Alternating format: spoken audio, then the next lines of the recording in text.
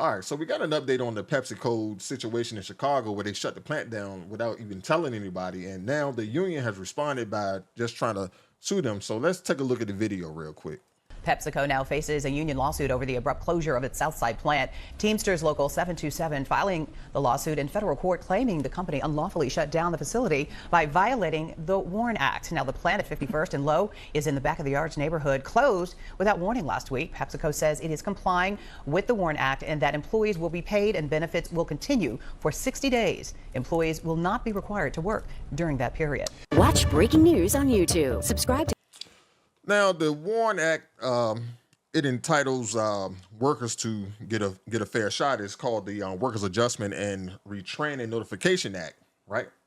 And they saying that they didn't give them 60 days, but I looked it up, and Pepsi said that they have, in fact, given them 60 days, but the workers didn't want to accept it. I really don't believe that, but hey, this is what they're saying. Now, under this WARN Act, they're trying to get overtime pay. They're trying to get their holiday pay. They're trying to get back pay. They're just trying to get stuff that's owed to them, which they put a lot of time in these companies, man. And these companies, they really don't care about you. It's just work, work, work, work, work. And to be honest, Pepsi isn't the only people that do this, like in that field. Coca-Cola has done the same. Teamsters have sued Coca-Cola before because they didn't respect the union in the building.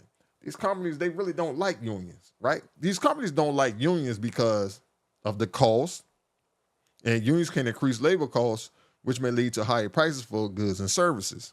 Yeah, they might raise it, a couple cents or something, but a company is going to shoot it up high dollar. Control. Companies may want more freedom to create a competitive environment, promote workers based on merit, and decide their own policies.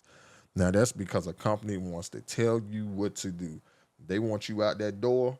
They're going to get you out that door. With the union, they get you out the door. They had to give an explanation why they're getting you out that door. They just can't walk you out of there. And that's a good thing about a union in a company. A lot of people don't like them, but because of simple dues. But when a company can't have control over you, they got to bow down to you, which I'm not saying they need to like let you run the company, but give you some type of, just let you have a little control over yourself, right? All right. Relationship with the employees. Companies may want to have a direct relationship with employees. None of these companies want to have a direct relationship with you. No, you're just a number, man. They want you to get them a 2-week notice, but they won't give you one when they fire you. They don't want a relationship with you. Only companies that might want a relationship with you is the mom and pop ones where they know each and every worker. But these big companies like Pepsi, they don't want a relationship with you. If you got a relationship in Pepsi, that's because the manager or something is your family member. Like that's the only way. All right. Union rules. Unions may have rules that restrict management ability to manage workforce. Once again, that's so the management can overrun you. All right. That's a good thing for the regular worker. Seniority. Unions can pull a lot of influence on seniority, which can make it harder to promote great workers and get rid of underperformers. No one wants to go to a job when they've been working there 30 years and someone comes in there the same day and get the same pay as them. No, seniority is important. It's important to have a person that's been there 30 years. They have an over $10 pay over somebody that's starting today. That's just simple checks and balances. We need seniority in jobs. Just flat out hiring everyone on the same rate that's not going to keep people. All right. So a lot of influence on seniority is needed. Dues and fees. Union may require dues and fees that some workers might not want to pay. Let me tell you something. UPS has Teamsters, right? And a lot of guys, they wanted the union because, for one, they was only paying like $9 each pay period, no more than $30 a paycheck, right? All your benefits were free, so you can go to the dentist for free, the doctor for free, the eye doctor for free, everything for free, because your union dues pay for all of that. So don't always think that the union is bad for a person. Private property. The American value of reverting private property over public goods can make unions seem like they go against the idea of private property. Okay. Worker power. Unions give workers power that doesn't always jive with the preferences of corporate leaders. That's just, you having a say-so in things. The worker should have power because they are the reason that the business keeps going. These companies don't want you to keep going. So now that we've seen that, like, the reason that they don't like the unions, let's see how you can start a union. How about that? All right, talk to your coworkers. Okay.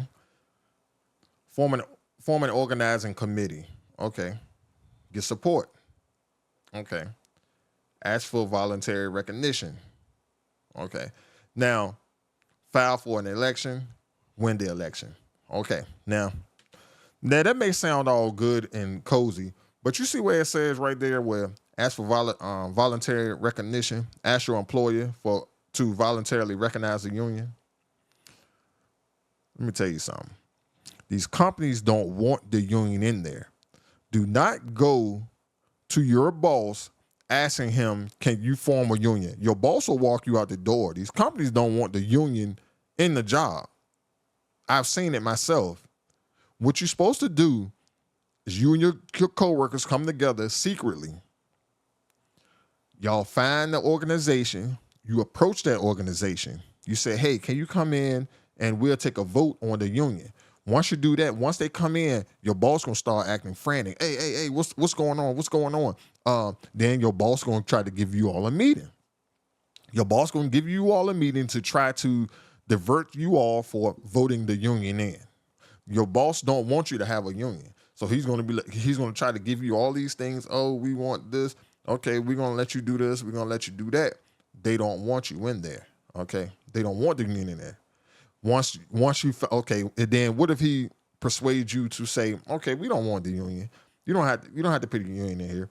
You don't put it in there, right? Once you do that, he's gonna revert back to his old ways because there's nothing signed in contract saying that, okay, you did this and did that. And then he's gonna try to find out who started that union. And once he find out, especially if you work in a right to work state, they'll fire you on the spot. You're trying to bring a union in here. You're trying to disrupt things. You're trying to make things complicated for us. And they don't want that. So be strategic when you all are doing these unions and things. Like I said, unions can be good. And some people think unions are bad. But don't go to your boss asking, can you start a union? It just doesn't go that way. So we'll see how things go with this Pepsi Chicago situation, and maybe in a few months we'll have another update so we can get some real information. We really don't know anything but that the union Teamsters are suing Pepsi. All right, next subject.